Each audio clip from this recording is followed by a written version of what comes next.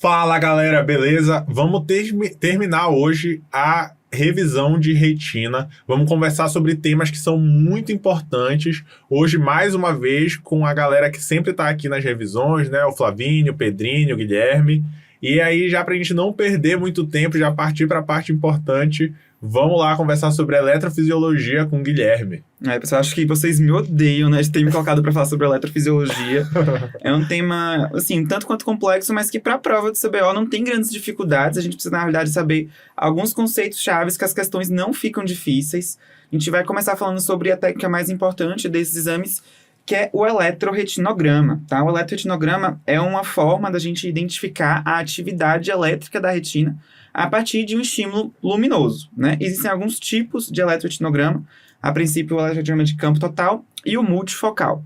A diferença seria que o de campo total vai avaliar a retina como um todo, uma resposta difusa global da retina, e o multifocal vai fazer uma avaliação mais da região central, né, da retina. E como que esse exame é realizado, né? A gente vai detectar a atividade elétrica através de eletrodos que ficam posicionados na conjuntiva bulbar ou na córnea, além do eletrodo que fica ali na pálpebra, que é o eletrodo de referência.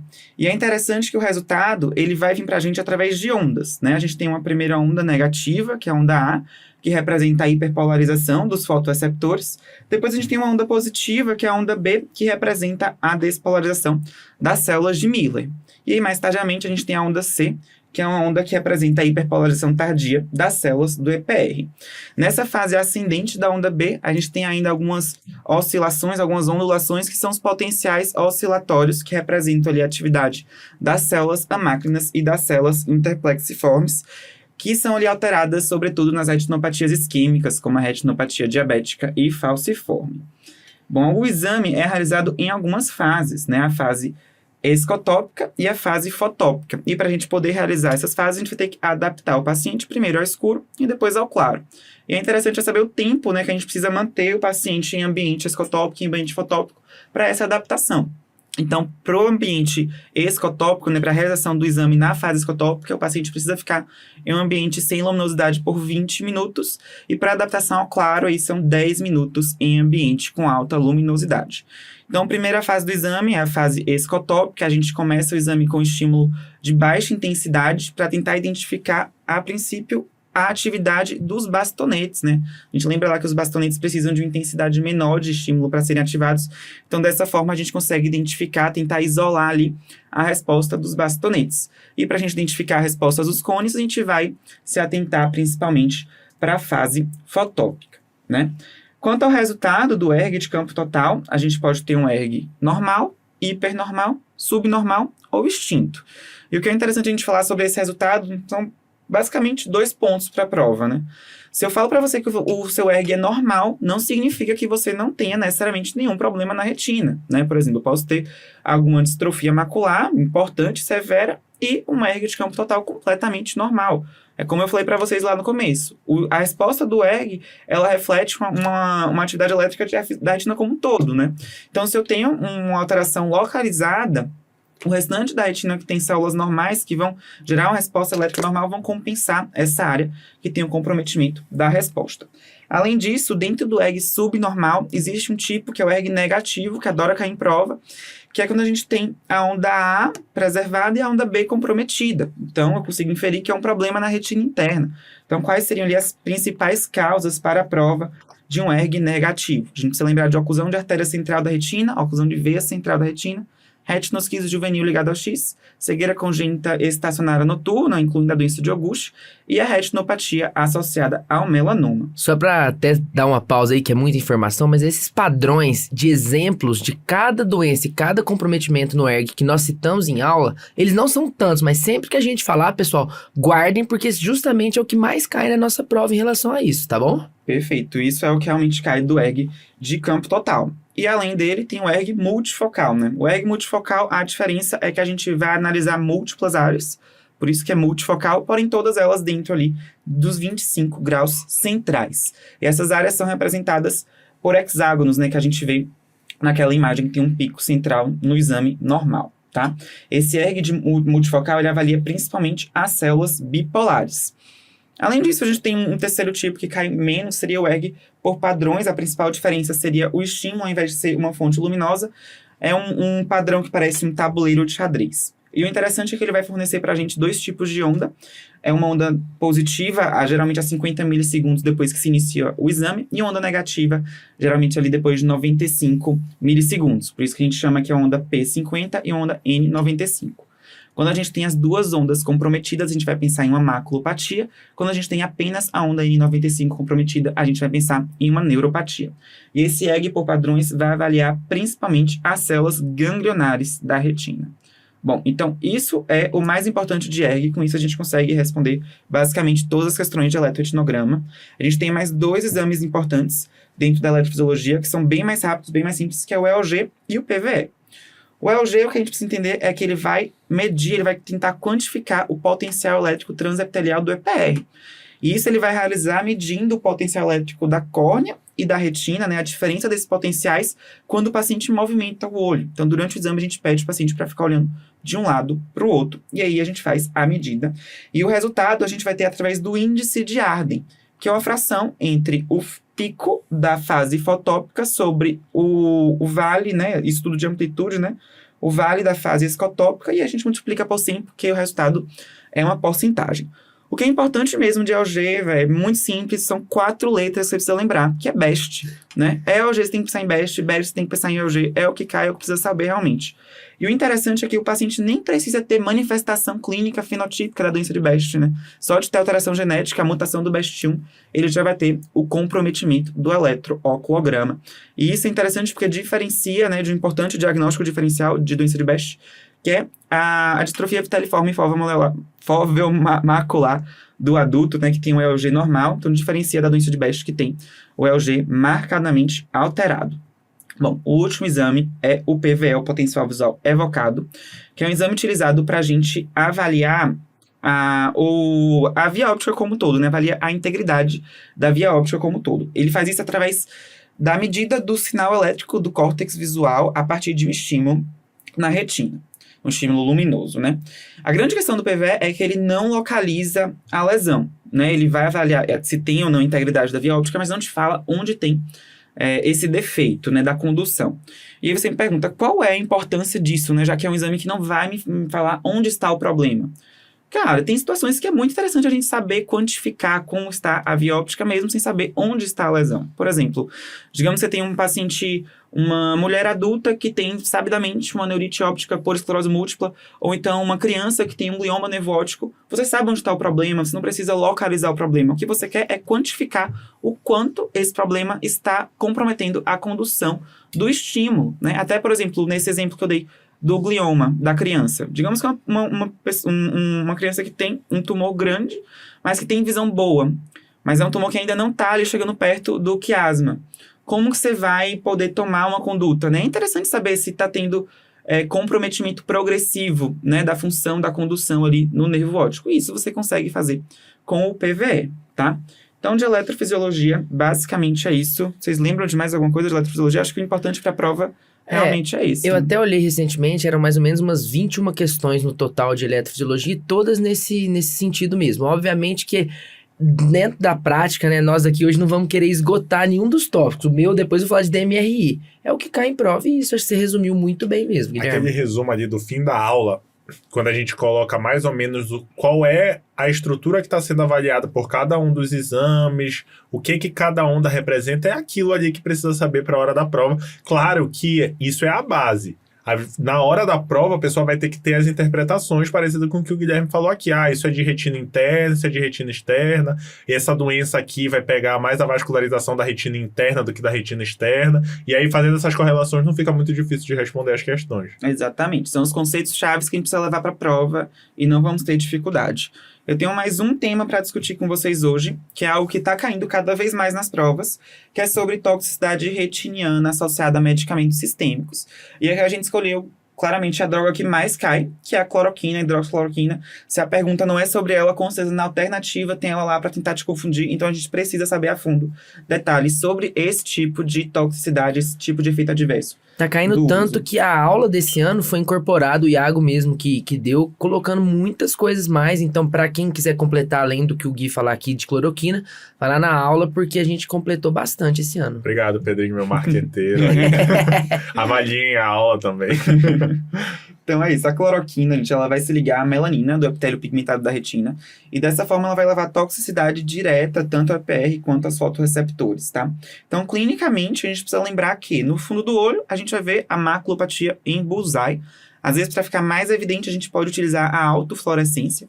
Além da alteração que a gente vê no fundo de olho, a gente pode lançar mão de exames da multimodalidade. Então, no OCT, a gente vai ver o clássico sinal do disco voador, que é aquela disrupção, aquela perda realmente das camadas da retina externa na região parafoveal, 360 graus.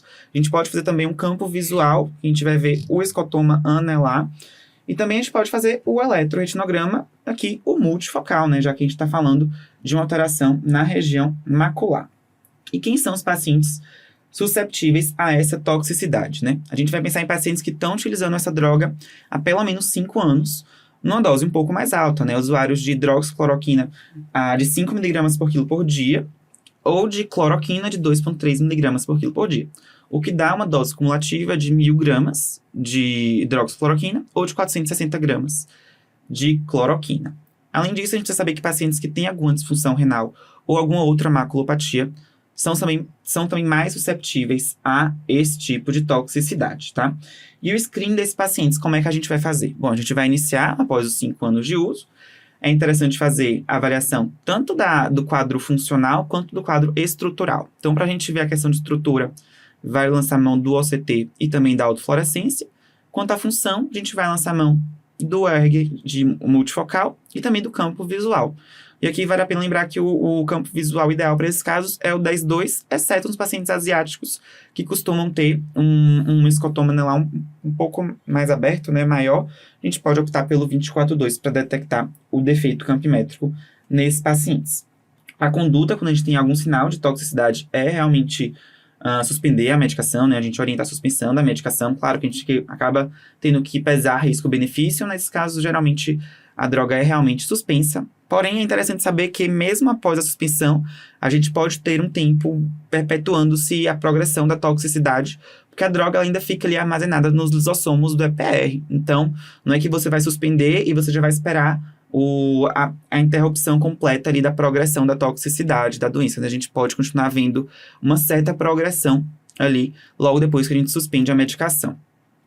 Então, é isso, basicamente isso. Ótimo, conseguiu resumir muito bem aí, Guilherme. Tanto a eletrofisiologia, que é um tema tenebroso aí da prova do CBO e para quem está estudando, quanto a essa parte de medicação, foi como o Pedrinho falou, esse ano eles acabaram cobrando outras medicações assim que não são tão usuais. Na prática a gente até vê as complicações que eles colocaram, mas a gente não esperava que eles cobrassem assim de uma forma tão profunda, né, essa parte de toxicidade medicamentosa. Então vale muito a pena conferir a aula lá, como o Pedrinho disse, para vocês terem noção de todos esses temas. Vamos lá continuar agora a revisão. O Flavinho vai conversar com a gente sobre as doenças da interface e também sobre outro tema delicioso para a gente dar sequência aqui, que são distrofias retinianas. Vai lá, Flavinho. Pois é, nessa hora que a gente vê quem é amigo e quem não é amigo, né? O Pedrinho fez o favor de dividir esses temas e acho que ele não gosta de mim, e nem do Guilherme, né? Deixou esses temas sombrios. É que eu sei que vocês são bons e vão dar conta de passar o melhor pra nossa audiência. Aí O Pedrinho sim. tá muito fofo hoje. Né? Então vamos lá. Vamos começar falando agora de uma parte um pouquinho mais cirúrgica, que são as doenças da interface vítreo-retiniana. E aqui, galera, tem 3 basicamente que a gente precisa conhecer e você vê muito isso na sua prática se você for retinólogo, né? Começando pela membrana epretiniana, só lembrar um pouquinho da fisiopatologia, que a principal teoria que defende a formação da membrana é quando você tem o DVP, sobra ali umas célulazinhas, uns hialócitos remanescentes em contato ali com a mácula, e aí isso termina proliferando, essas células gliais, esses hialócitos proliferam, termina formando ali uma membrana epretiniana, que ela é fibrocelular, não tem vaso e ela é transparente. Agora, ela é mais comum de acontecer na sua forma idiopática. Acontece porque acontece, né? Idade e tudo mais. Mas a gente sempre tem que lembrar que existem algumas coisas que podem desencadear, até de uma forma mais precoce, a questão da membrana epiteliana. E a gente tem que lembrar do diabetes, de trauma, de sangramento, uveites, tudo isso pode desencadear uma forma secundária de membrana epiteliana. Até aquela fotocoagulação mais extensa que você faz pode desencadear essa formação. Em relação à clínica, se a gente entende que lá em cima da mácula está se formando essa membrana que é um pouquinho ondulada e pode até distorcer a arquitetura da mácula, você entende também que uma das principais queixas que o paciente vai apresentar é exatamente da metamorfopsia. Então, a linha reta que o paciente veria, ele na verdade está vendo uma linha mais torta. E aí pode baixar a visão, pode dar essa questão da metamorfopsia. E aí, galera, uma das coisas mais importantes que a gente tem que saber, até para nossa prática, é exatamente a classificação da membrana epiteliana. Que a classificação do OCT que a gente tem, basicamente a gente tem 4 estágios, que a gente até vai colocar aqui na tela. O estágio 1 é a pessoa que tem a membrana epiteliana, mas ainda continua tendo a depressão foveal, como a gente está vendo em tela. Já o estágio 2, você tem a membrana epiteliana, mas agora você perdeu a depressão foveal, como eu estou apontando aqui na tela. Você tem aqui a fóvea, tem a membrana epiteliana em cima, mas você não tem mais a depressão foveal. Isso é diferente do estágio 3, que você tem a membrana epiteliana, você não tem mais a depressão foveal, mas agora a gente vê aqui ó, a retina interna passando por cima ali da fóvea. A gente tem uma ectopia das camadas internas da retina, como a gente fala. E o grau 4 aí é meio fim de linha. Você tem uma completa desorganização aqui da retina, você nem sabe mais o que é camada aqui, você perde isso. Tá? Então isso em prova é uma das coisas que você deve ficar sabendo. E aí para tratar, veja só, é uma cirurgia de mácula, uma cirurgia mais delicada. Então você não vai operar todo mundo, né? Você tem que ter uma baixa de visão que justifique você fazer uma cirurgia no paciente ou uma metamorfopsia importante. Aí você realmente vai fazer a vitrectomia e aí de preferência você vai associar o peeling da membrana limitante interna também para esses casos. Membrana epiteliana basicamente é isso.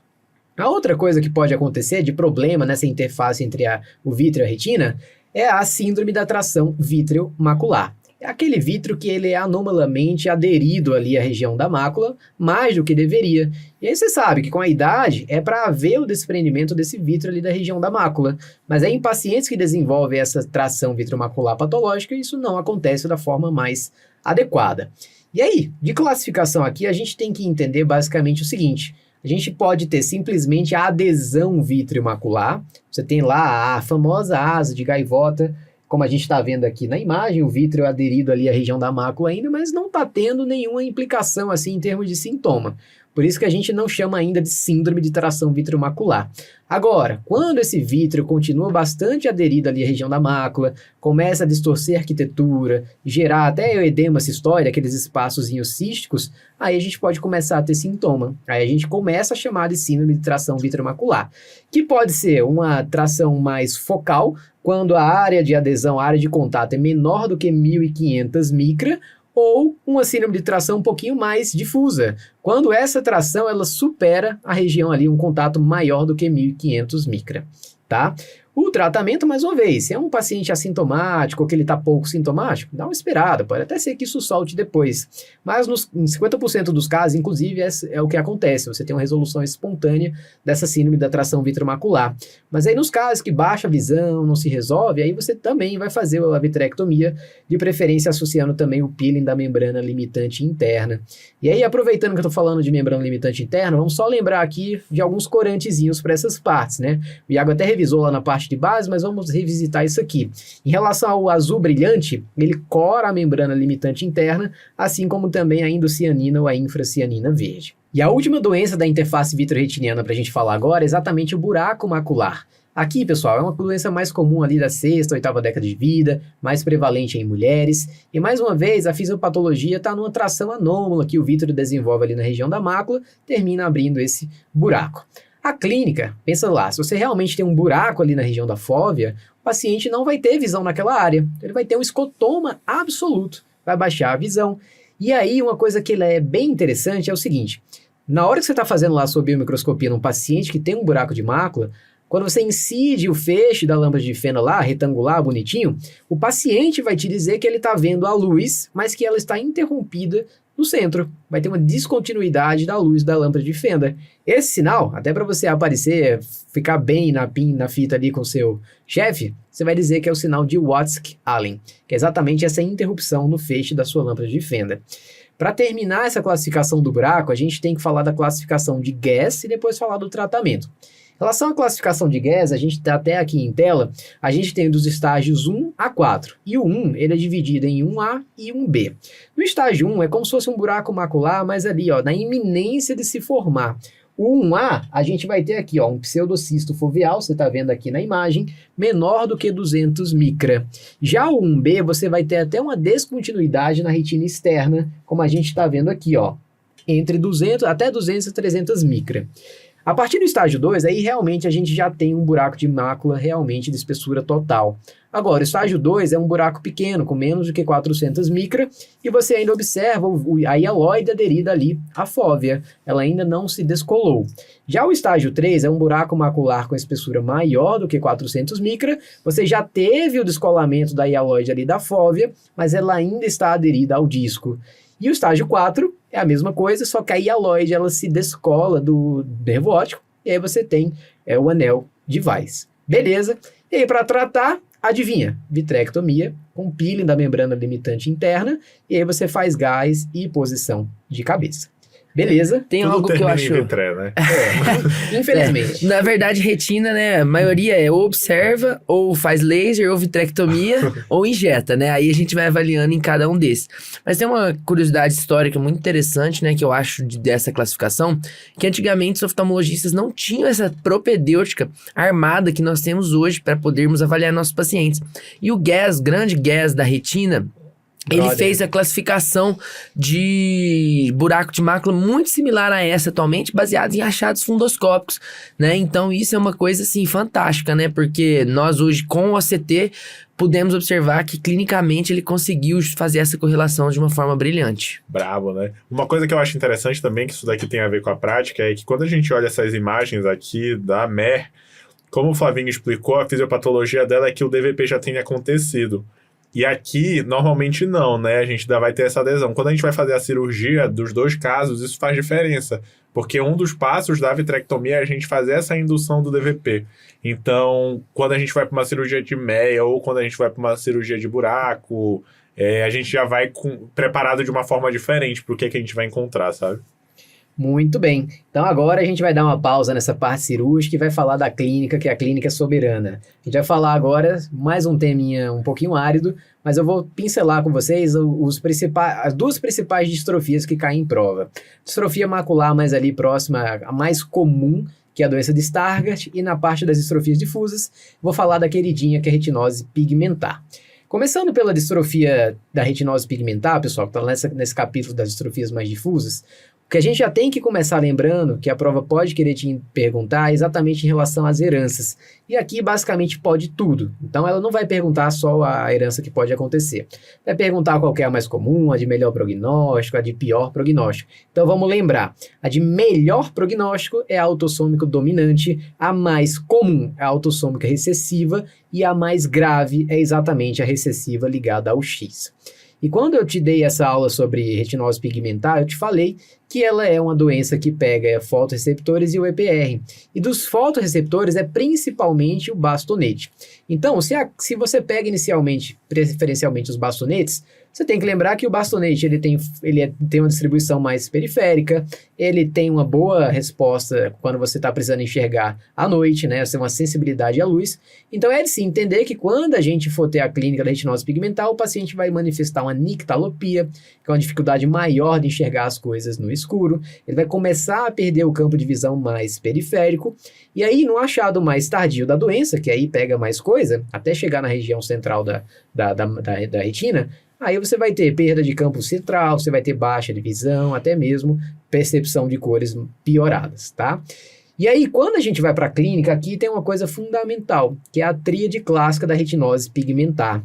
As espículas ósseas, como a gente está vendo aqui na imagem, são as que mais chamam a atenção, tá? Mas a gente ainda tem que lembrar da palidez séria do disco, como a gente está vendo aqui, e também o estreitamento vascular, a atenuação vascular, que ela é bem característica aqui na retinose pigmentar.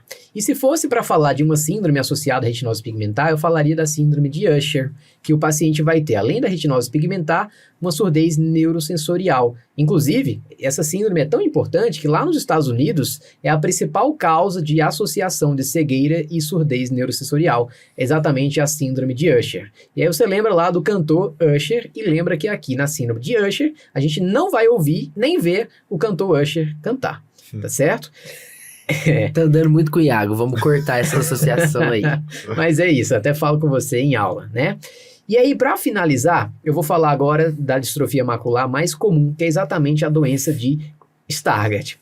E aí, aqui a gente tem que saber a herança, aqui é autossômico recessivo e o gene é o ABCA4.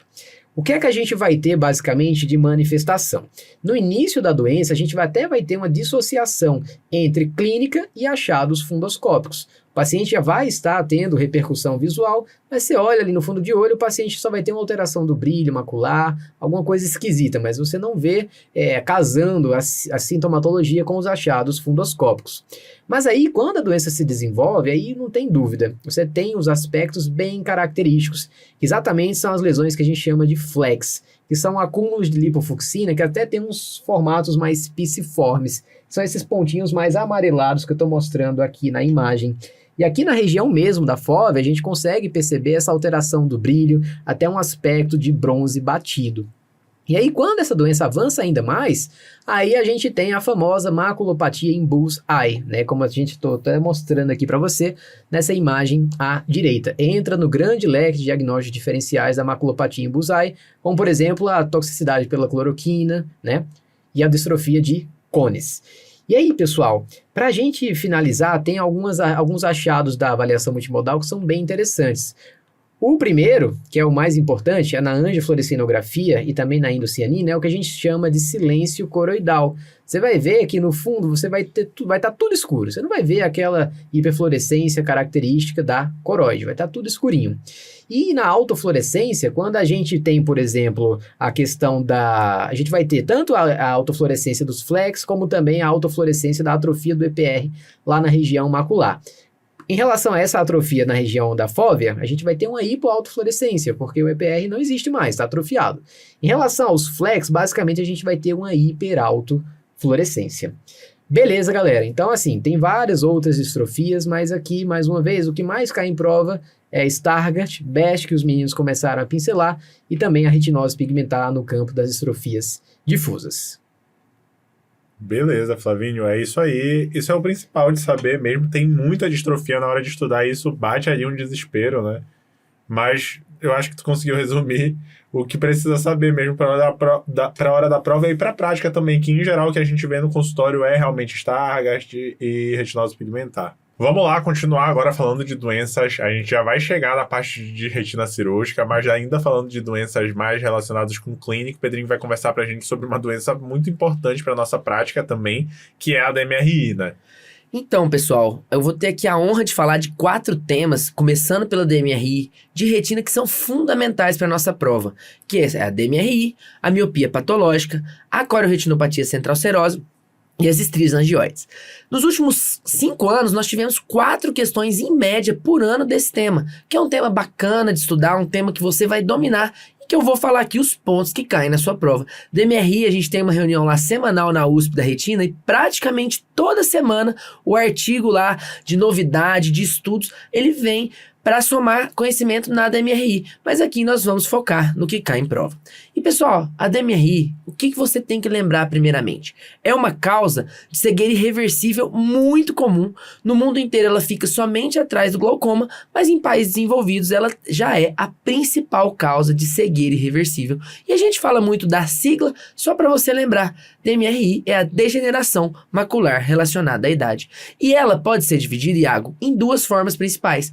A forma mais comum, que é responsável por 90% dos casos, que é a forma seca, e uma forma que é responsável por 10% dos casos, que é a DMRI exudativa. E, pessoal, uma coisa que sempre é cobrada na prova é o fator de risco, são os fatores de risco principais para a DMRI que nós encontramos ali nos nossos pacientes do consultório. Primeiramente, obviamente, a idade, o próprio nome já diz, né? Então, é uma doença de indivíduos idosos, pacientes do sexo feminino, geralmente caucasianos, que têm um histórico de tabagismo e também um histórico familiar de apresentar DMRI. Então, isso tudo é muito importante porque sempre é cobrado na sua prova. E aí, pessoal, como eu falei, nós temos a forma seca e a forma exudativa. E para começar a discutir sobre os achados clínicos e manifestações da DMRI, vamos definir o que nós vamos encontrar na forma seca.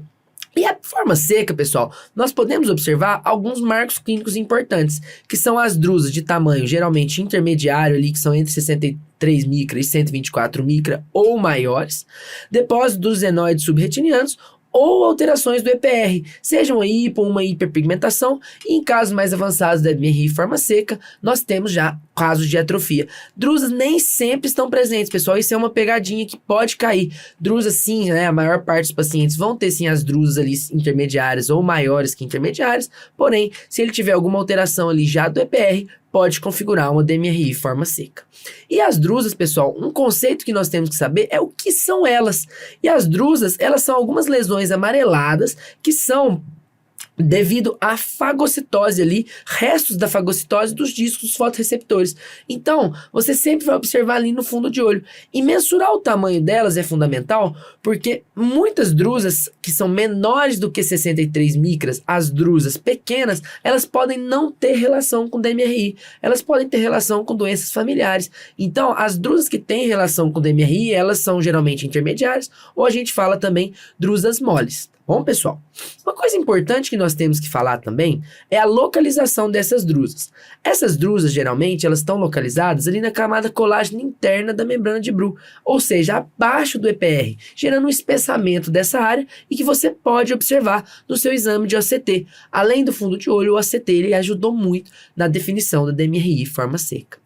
E aí, pessoal, dentro da DMRI forma seca, é muito importante que ao você examinar o paciente e também nas questões de prova, você classifique em qual categoria está esse paciente.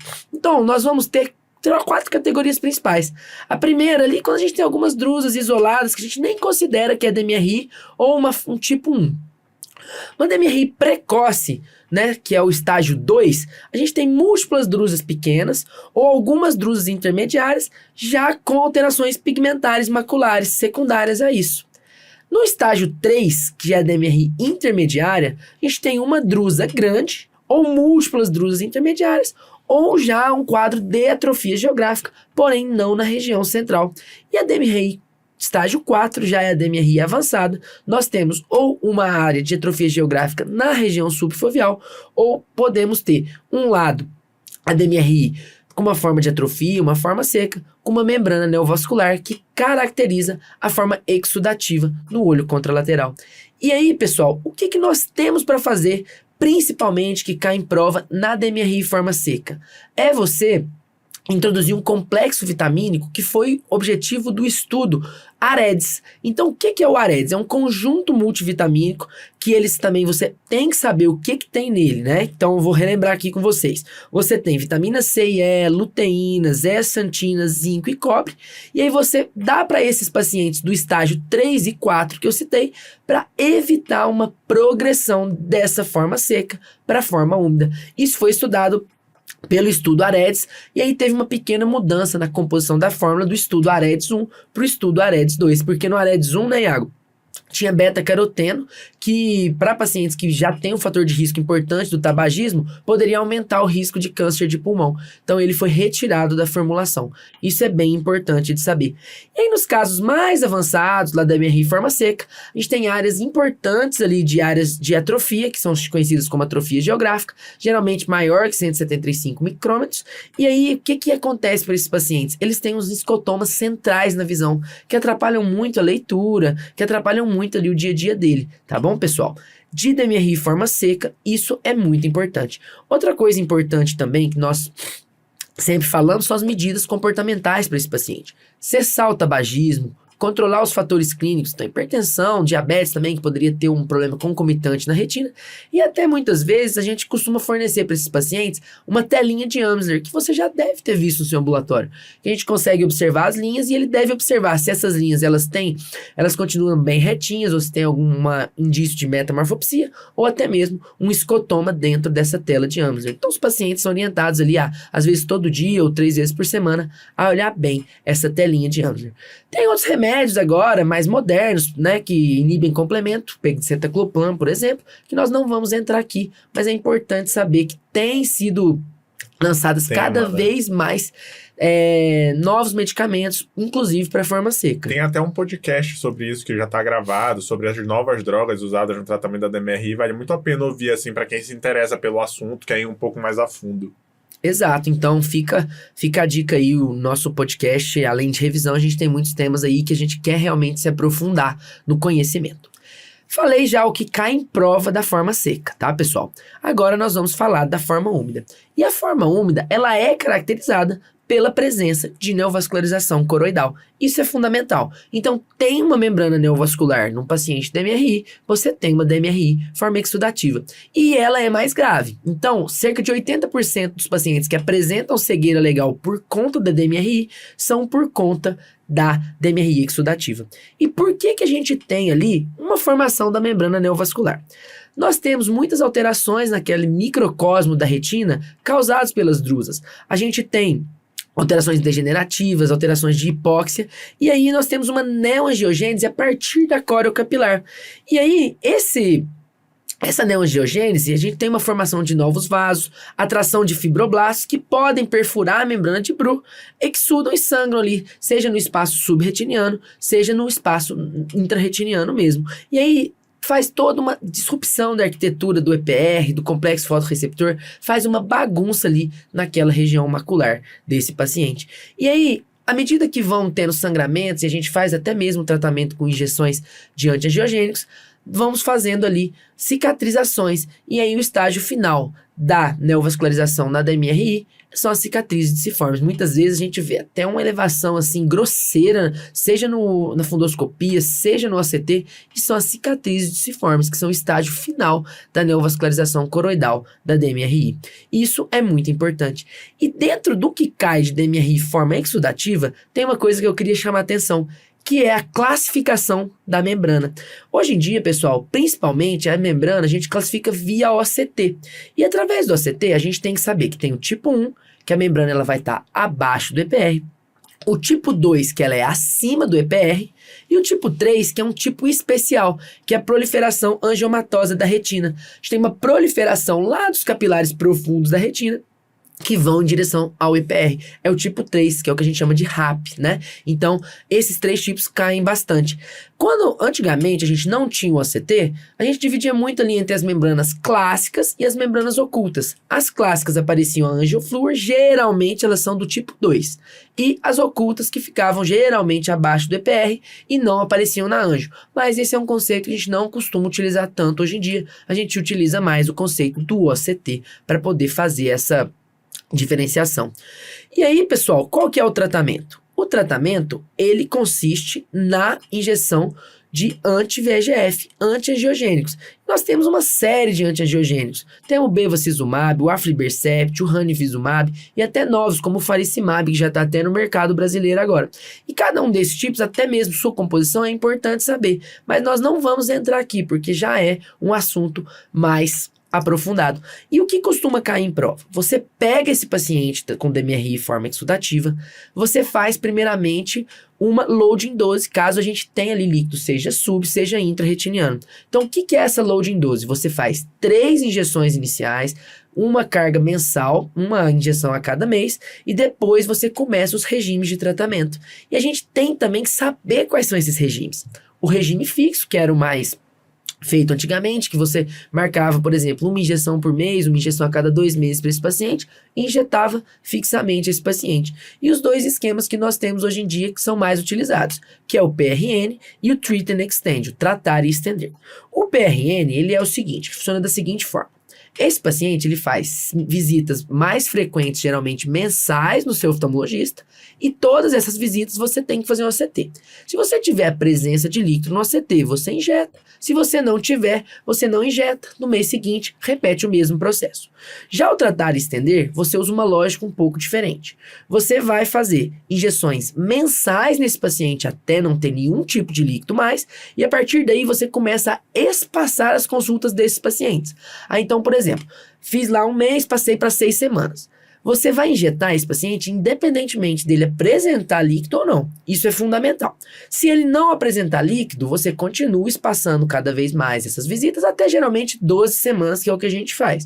Se ele voltar a apresentar líquido, a gente diminui essa frequência da visita dos pacientes. DMRI, pessoal, tema muito extenso, tema muito bacana. E agora eu vou citar as outras doenças que eu falei mais cedo para vocês, que são doenças que são mais diretas ali para sua prova. Uma primeira que eu vou citar aqui é a vasculopatia polipoidal da coroide. É uma variante ali de neovascularização coroidal do tipo 1, em que a gente tem muitos depósitos ali do epitélio pigmentado, que são quando drusas coalescem ali, que fazem um sangramento muito importante para a retina. Sangramentos extensos.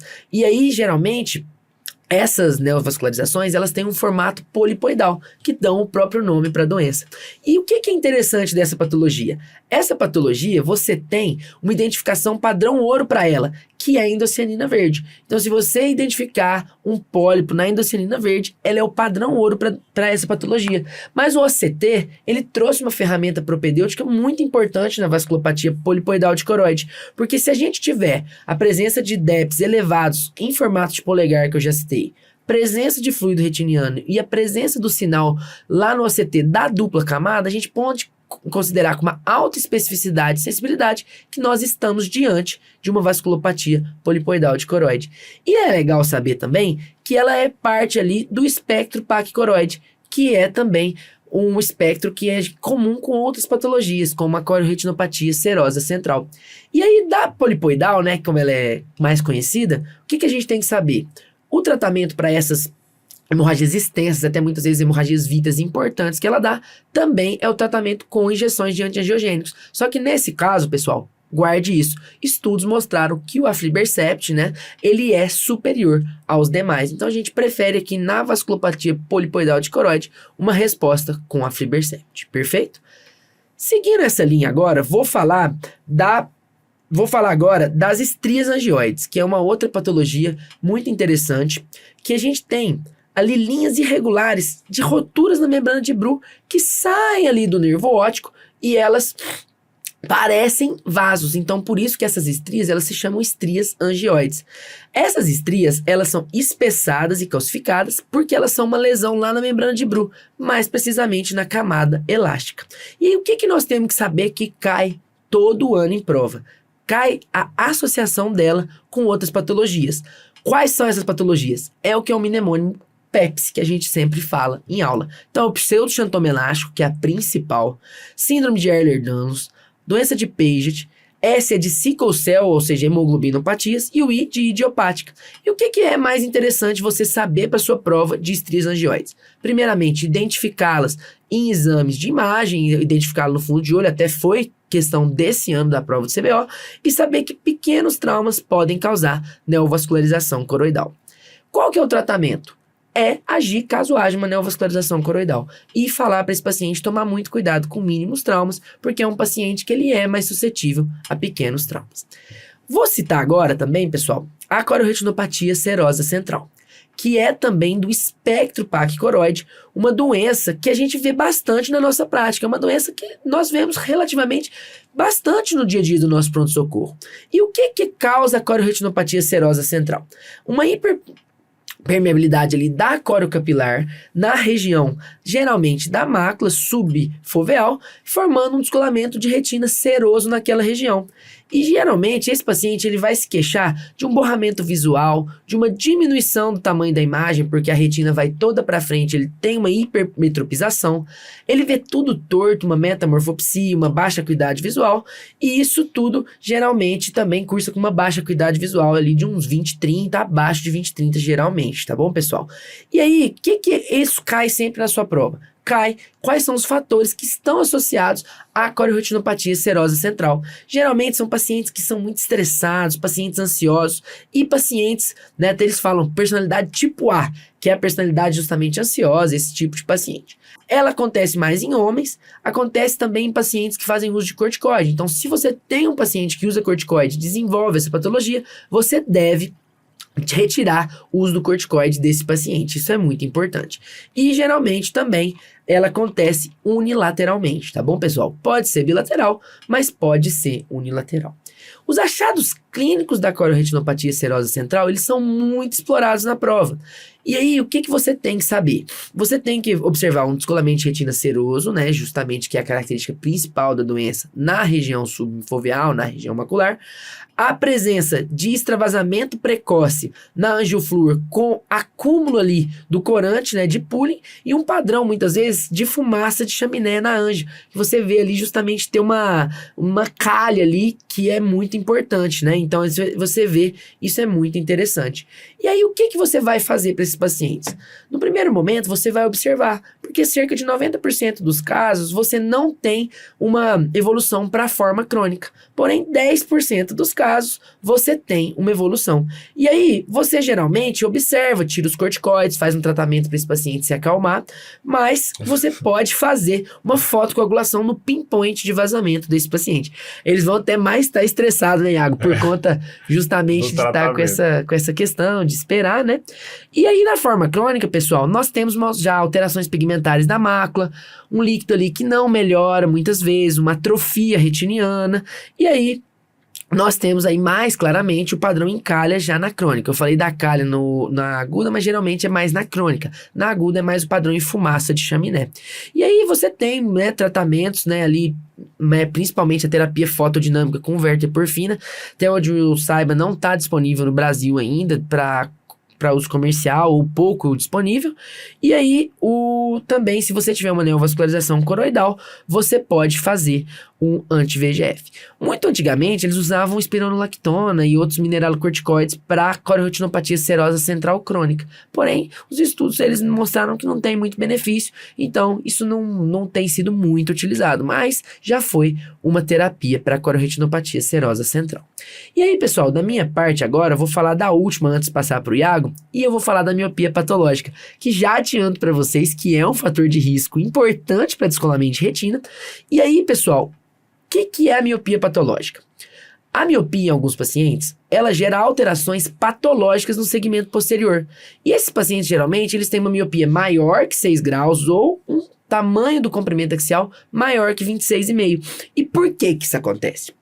O aumento do globo ocular, ele faz com que aquelas fibras de colágeno ali, elas fiquem alongadas, a esclera ela fica mais fina e aumente sua elasticidade, gerando áreas de diferentes curvaturas no globo, que são os chamados estafilomas. E a retina também, com isso, ela também vai se esticando, as fibras vão se esticando por conta desse aumento expressivo do comprimento axial. E aí você vai ter a coroide mais fina, você vai ter um disco óptico de inserção tiltada nesses pacientes, presença de estafilomas geralmente na região peripapilar, vai ter um fundo de olho todo tesselado, porque aquela retina é mais fininha, vai ter áreas importantes de atrofia e também um achado que sempre cai em prova é a retinosquise miópica. E aí, pessoal, o que você tem que tomar cuidado nesses pacientes? Duas coisas principais. A primeira é você mapear muito bem a retina periférica desses pacientes, porque ela é mais frágil, a interface vitreoretiniana desses pacientes, ela é doente. Você tem que procurar ativamente as lesões predisponentes a descolamento de retina, que o Iago vai citar daqui a pouco. E também, pessoal, você tem que observar a região macular desses pacientes, porque os estiramentos causados aí nesses pacientes por conta do alongamento do globo podem estirar a membrana de Bru, gerar lesões que são chamadas Lacker cracks e com isso gerar hemorragias subretinianas e neovascularização coroidal. E aí você tem que fazer a injeção também de antiangiogênico, né, de anti-VEGF, e que tem uma resposta geralmente muito boa em pacientes que têm alta miopia. Isso é muito importante. Para fechar, pessoal, eu só queria valorizar aqui uma classificação da miopia patológica que é feita pelo Dr. Marcos Ávila, que foi presidente do CBO, do Congresso lá de Brasília esse ano, um retinólogo muito importante aqui, e ele fez uma classificação muito interessante da miopia, que ela é dividida em M0 quando não tem nenhuma alteração, M1 quando você tem só aquele fundo tesselado, M2 quando você apresenta já um estafiloma, M3 os Lacker crackers, o M4 áreas de atrofia corioretiniana localizadas e o M5 áreas difusas. E o que eu acho importante nessa classificação? Você entender a gravidade desses achados que podem inclusive levar à cegueira legal desses pacientes. Então já introduzindo aí a retina cirúrgica, passa a palavra para o Iago para ele finalizar essa revisão, que ela é extensa, ainda vai faltar muito assunto, mas que nós conseguimos trazer aqui partes importantes de retina para sua prova. Vamos lá, galera. Não à toa eu fiquei com esse tema, porque é um tema que eu gosto muito, é um tema que eu tô vivendo muito na prática, e sempre tô precisando fazer essas cirurgias. E vamos conversar hoje sobre retina cirúrgica, mais especificamente sobre descolamento de retina. E aí, quando a gente fala de descolamento de retina, a gente precisa começar pensando nas lesões que podem gerar o descolamento de retina. Mas nem todas as lesões que a gente tem na periferia vão ser predisponentes. A gente tem algumas alterações que são inócuas. E para começar falando dessas alterações inócuas, a primeira e a mais comum de todas é a degeneração cistoide periférica. E o nome dela já traz muita dica para a gente de qual é a alteração clínica que a gente vai ter nesse paciente, porque vão ser microvesículas ali na região da ora serrata. E elas vão ser mais comuns na região temporal. Vocês vão perceber que todas as lesões que eu falar agora para vocês, eu vou focar muito no aspecto clínico delas e também na localização, porque isso é o mais importante para a gente saber na hora que a gente está examinando ali o que a gente espera de cada paciente. A outra degeneração que tem que também não é predisponente é o Paving-Stone. O Paving-Stone é uma atrofia corioretiniana que ela vai ser focal, branco-amarelada, ela tem uma tendência de confluir, vai ser mais comum na região inferior e em 1/3 dos casos ela vai ser bilateral.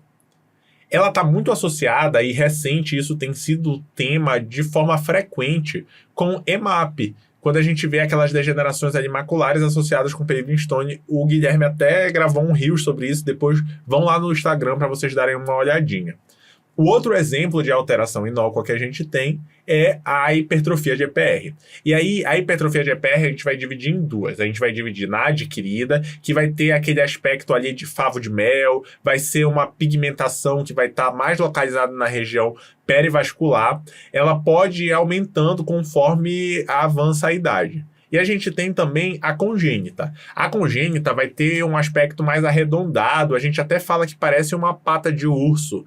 E ela, se for bilateral e múltipla, tem que chamar a atenção para a possibilidade desse paciente apresentar polipose adenomatosa familiar. Isso é muito prova de residência, mas cai também aqui na prova do CBO, viu, pessoal? Quando eu via isso na prova de residência, eu nem entendia muito bem qual era a correlação, mas aí agora que eu tô na oftalmo, eu tô do outro lado da moeda e eu percebo a importância disso, de examinar um paciente, ver que tem de forma exagerada hipertrofia de EPR e pensar ali em encaminhar o paciente para um gastro, pedir uma colono, algo do tipo. E aí agora já falando das lesões que predispõem o DR. As lesões que predispõem o DR sempre vai chamar a nossa atenção e eu tenho certeza que todo mundo já viu na prática uma degeneração do tipo látice. E ela representa um afilamento retiniano com uma adesão vítrea muito aumentada. E essa descrição que eu estou dando para vocês vão perceber que vai ser comum a maioria das lesões que tem que predispõe o descolamento de retina, justamente por conta disso. Essa adesão vítreo-retiniana ali, patológica, vai predispor ao surgimento de roturas e também levando a essa descontinuidade da retina, infiltração de líquido e o descolamento de retina. Ela geralmente, a degeneração látice, vai ser temporal superior e em 1/3 das vezes ela vai ser bilateral e é muito mais comum em pacientes que têm miopia. Junto dessas degenerações, a gente espera encontrar buracos na retina e o aspecto dela normalmente vai ser hiperpigmentado e dentro dela a gente vai ver alguns vasos hialinizados. O outro exemplo que a gente tem de lesão que predispõe o descolamento de retina é o rastro de caracol. E o nome dele é assim porque ele vai ser essa faixa branca bem demarcada, assim como se fosse um rastro mesmo de um caracol meio gosmento, que também acontece por conta de um afilamento nessa região e adesão vítrea. patológica. A localização dele normalmente vai ser temporal superior também. Agora, falando do branco sem pressão, ele representa mais uma vez uma adesão vitreoretiniana muito patológica. E aí ela é tão intensa naquela região que ela predispõe agora ao surgimento de roturas gigantes. E a gente chama ele de branco sem pressão, porque quando a gente está fazendo o exame, e aí é outra área que eu gosto muito, que é a oftalmopediatria, a gente indenta normalmente esses pacientes para examinar. E a indentação que a gente faz deixa a retina com um aspecto bem branco. Só que aqui ninguém está indentando e a retina continua muito branca por conta que o vítreo está fazendo essa atração toda. Agora eu queria fazer algumas considerações em relação ao descolamento do vítreo posterior, porque ele faz parte da fisiopatologia para o surgimento do descolamento de retina. E ele vai acontecer em estágios que vão ser contrários à adesão. Então eu vou falar para vocês de onde o vítreo posterior vai se desprendendo, e aí vocês vão perceber que essa adesão vai crescendo conforme eu vou falando. O primeiro lugar de onde ele se desprende vai ser ali da região dos vasos. Depois disso, ele vai se desprender da mácula. Depois, ele vai se desprender do nervo óptico. E o último lugar de maior adesão do vítreo é a base vítrea. E quando ele se desprende da base vítrea, nunca. Até na vitreia a gente fica lutando ali, a gente faz o shaving, a gente tenta cortar ela bem baixinha, mas a gente não consegue soltar o vítreo dessa região. É importante que vocês saibam disso. E aí, esse processo de descolamento do vítreo posterior e essa tração nessas regiões vai predispor o surgimento de roturas, que vão estar, mais uma vez, relacionadas com a fisiopatologia do descolamento de retina, junto com a cinérese vítrea e essa tração que acontece. A cinérese vítrea é isso, o gel que tem dentro do nosso olho, o vítreo, começa a ficar um pouco mais aguado, e isso favorece que, caso tenha uma rotura, ele infiltre por ela e faça o descolamento. Em relação às roturas em si, eu acho que vocês perceberam que a maioria das lesões que eu falei para vocês são mais comuns temporal superior, e não à toa as roturas também vão ser mais comuns temporal superior. E a gente precisa saber basicamente de 3 tipos de rotura. Algumas eu já citei para vocês. Eu já citei para vocês a rotura gigante. E o que define uma rotura gigante? É uma rotura que tenha mais de 90 graus de extensão, ou ali, quando a gente vai contar, tenha mais do que 3 horas de relógio. A ferradura é uma rotura que tem a característica de ter uma tração na borda anterior, e a rotura operculada é quando a gente teve uma avulsão completa do flap da retina e a gente vai ver aquele opérculo boiando ali. Um outro tipo de defeito possível, e aí já não é uma rotura, é a diálise. E aí ela vai acontecer por conta de uma desinserção da retina ali na hora serrata, e normalmente ela vai ser associada com trauma, por conta disso ela vai ser mais comum na região temporal inferior. E Iago, qual é a diferença de eu perceber se é uma diálise ou se é uma rotura gigante? Gente, faz toda a diferença. Por isso a importância de fazer o exame com indentação em alguns momentos e fazer a oftalmoscopia indireta desses pacientes. Porque se a gente consegue perceber que é uma rotura gigante, a nossa abordagem cirúrgica vai ser diferente do que a abordagem cirúrgica de uma diálise. E aí, diante de uma dessas lesões, a gente precisa instituir o tratamento profilático com bloqueio de laser. Só que esse tratamento só vai ter nível A de evidência se for uma rotura em ferradura sintomática. Só que a gente, em geral, vai tratar também se eu tiver uma rotura operculada que seja sintomática, se a gente tiver uma diálise, a gente também vai tratar esses pacientes. Na prática, a gente acaba tratando muito mais do que necessário, porque, por exemplo, o látice não tem muita evidência de que seja bom a gente bloquear de forma profilática, só que tem alguns pacientes que já têm descolamento de retina de um olho, já são olho único, a gente consegue perceber que tem uma degeneração do tipo látice, em geral a gente vai lá também e protege aquela região cerca. A grande questão é essa, a gente, quando faz o laser, muda a interação vítreo-retiniana, então a gente tem que estar preparado também para lidar com isso. E agora, já pensando na tragédia, né? Tudo deu errado, a gente não conseguiu pegar esse paciente cedo, não conseguiu fazer a profilaxia, ou então o paciente teve um trauma, e aí agora a gente vai conversar sobre descolamento de retina em si. E aí, para lembrar dos fatores de risco, alguns eu já falei, a gente tem que lembrar da miopia, a gente tem que lembrar da pseudofacia e da afasia, tem que lembrar também que traumas vão ser predisponentes, e tem algumas síndromes ali específicas que vão predispor também o descolamento de retina. E alguns diagnósticos diferenciais para o descolamento de retina, eu também gravei um Reels falando sobre, mas essa aqui, só para a gente fazer uma passagem rápida, a gente tem que lembrar que o descolamento de retina vai ser diagnóstico diferencial. Vai ter diagnóstico diferencial com retinosquise e com descolamento de coroide. Nem sempre é tão simples da gente fazer essa divisão, mas basicamente, o descolamento de retina, eu tiro o contato da retina neurosensorial com o EPR. Na retinosquise, eu vou ter uma divisão que vai acontecer dentro da retina, e o descolamento de coroide é um descolamento de coroide, a gente vai ter aquele aspecto mais convexo, normalmente nasal e temporal, e aí dentro disso a gente tem que lembrar que o descolamento de retina vai ter um escotoma que é parcial, a gente não tem um escotoma total que a gente vai encontrar na retinosquise. Se eu tentar fazer laser na retinosquise, o laser vai marcar, se eu tentar fazer o laser no DR, o laser não vai marcar. São esses detalhes que fazem diferença na hora da prova. Na prova, descolamento de coroide, já que é da minha área, vai estar geralmente relacionado a uma hipotonia pós-cirúrgica de glaucoma, tá, pessoal? Então, assim, essa questão do descolamento de coroide, na prática, ela cai assim, mas na prova é muito relacionada à cirurgia de glaucoma devido a uma hipotonia. E essa questão de retinosquise e do DR, aí isso já tem que ter uma atenção especial.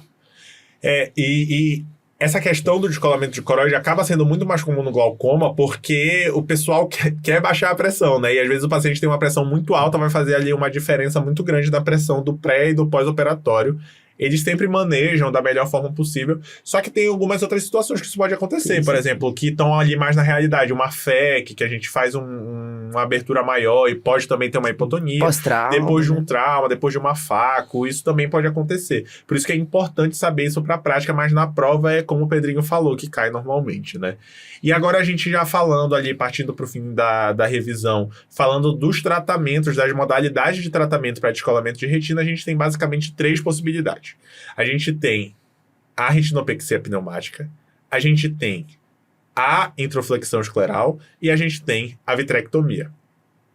Na retinopexia pneumática, a ideia dela é genial e o resultado dela é muito bom. Funcionalmente, ela é muito boa. Qual é a ideia aqui? A gente vai injetar uma bolha de gás, que pode ser C3F8, SF6, pode ser até ar, e a gente vai tentar tamponar a rotura para que a gente consiga colar a retina ali naquela região e fazer o laser.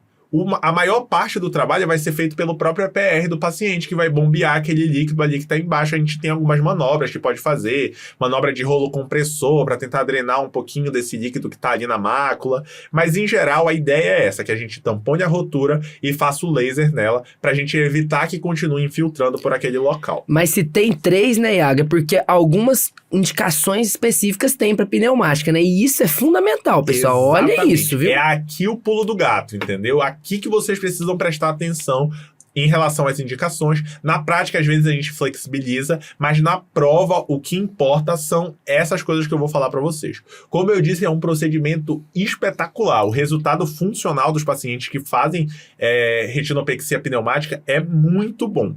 Mas a indicação é mais restrita, porque pensem, a gente vai estar só injetando um gás dentro do olho, então a gente vai ter mais facilidade de tamponar roturas que sejam superiores. Então, vão ser roturas que estão ali nos 2/3 superiores, mais ou menos de 8 a 4 horas de relógio. A gente consegue mexer a cabeça do paciente um pouco para o lado, mexer a cabeça do paciente um pouco para o outro, mas a gente quer que essas roturas sejam únicas, ou pelo menos que sejam roturas próximas, que estejam numa distância de menos do que 2 horas de relógio, para que a gente consiga, com uma bolha única, tamponar as 2 roturas. E o paciente precisa ser muito colaborativo, porque pensem, o procedimento depende quase que completamente da posição que a bolha vai ficar em relação à rotura. Então, o paciente vai ter que ser muito rígido em ficar naquela posição em que a rotura está tamponada para que a gente consiga fazer o laser, dê tempo do laser pigmentar e dê tempo do EPR agir, bombeando aquilo ali.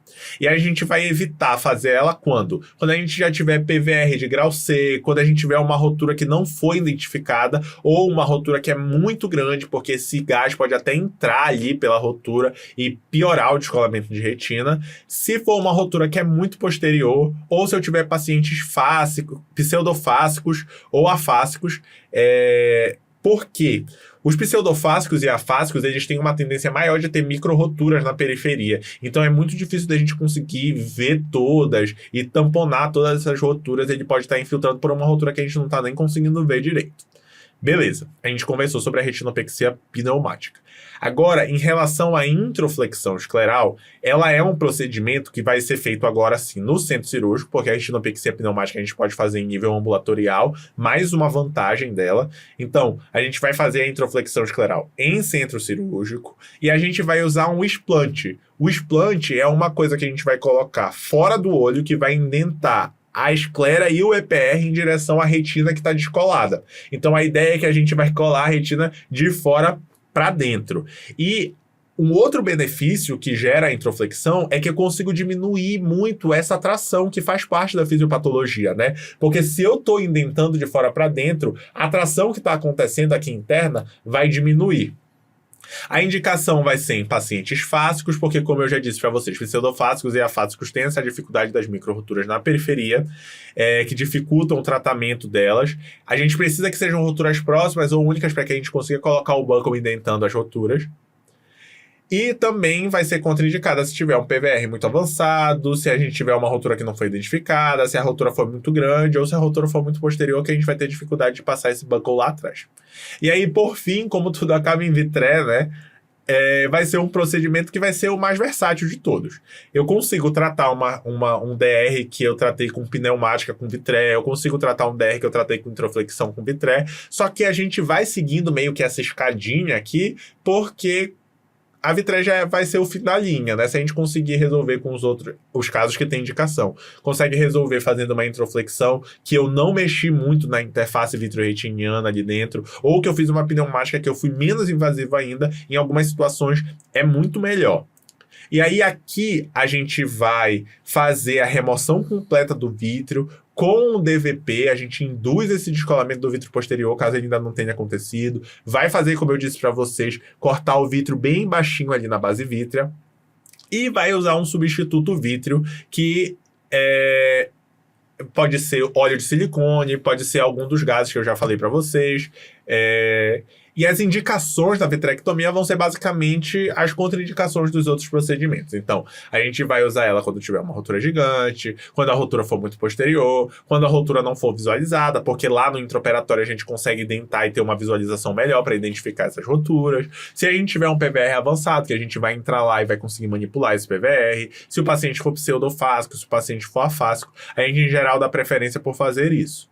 E aí, como desvantagem, a gente tem a indução de catarata nos pacientes que forem fásicos e a gente tem uma grande desvantagem que é o custo. As outras cirurgias que eu falei para vocês são muito mais baratas e elas são custo-efetivas, porque quando bem indicadas, elas têm um resultado funcional e anatômico excelente.